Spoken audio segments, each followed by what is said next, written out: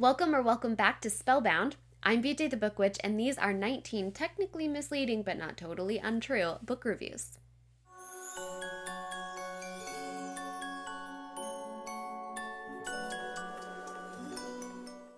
Once again, these are 19 technically misleading but not totally untrue book reviews inspired by one I found in TV Guide as a kid.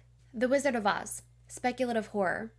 A woman shows up to a strange city and immediately commits murder, stealing the victim's shoes in the process. The victim's sister, a social outcast, tries to stop her before she kills again. 3 out of 5. Who Moved My Cheese? Mystery. 1 out of 5. They never tell you who did it. The Bell Jar. Nonfiction on terrariums. 2 out of 5. It barely had any advice on how to keep things alive.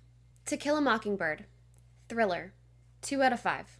Too many suspects, and the white savior complex overshadows the mystery of it all. The Grapes of Wrath. A cookbook. 1 out of 5. In poor taste, in my opinion, for a cookbook to depict so much starvation, and the one meal it did suggest was not something I want to try. Charlotte's Web. An allegorical memoir on imposter syndrome. 3 out of 5. Excellent characters, unnecessary tragedy. Of Mice and Men, a children's story about building relationships built on trust and equality. 0 out of 5. Content warnings for both gun violence and animal cruelty, which were odd choices for a children's story. How to Win Friends and Influence People, contemporary YA. 4 out of 5. This spinoff of The Clique was both entertaining and informative. Little Women, a collection of short stories from women in an unsuccessful acting troupe.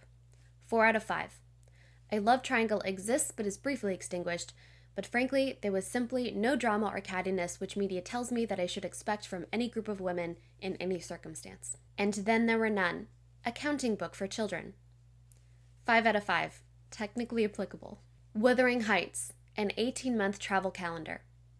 0 out of 5. There was no traveling. Tuck Everlasting, a collection of essays on the history of suspenders. 4 out of 5. Chronicle of a Death Foretold, new age spiritual nonfiction. 1 out of 5. It didn't even teach me palm reading. A Christmas Carol. 1 out of 5. This is an extremely complicated composition.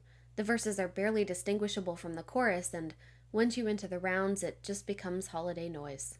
I Know Why the Caged Bird Sings, a celebrity psychic's tele-memoir about her journey toward communicating with animals. 5 out of 5.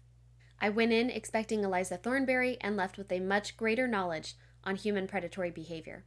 A Raisin in the Sun, a collection of undiscovered cocktails with high potential that never really took off. 4 out of 5.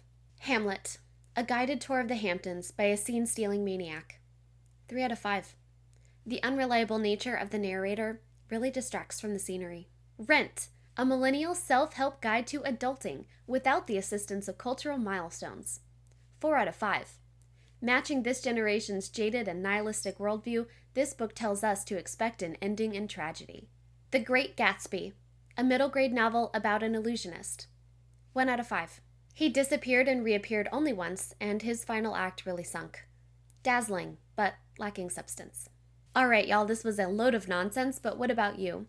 What is a technically misleading but not totally untrue book review of your favorite book?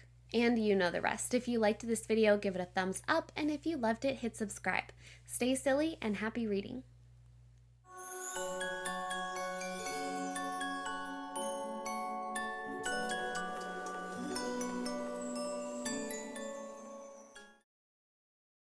Tuck Everlasting, a collection of essays on the history of suspenders.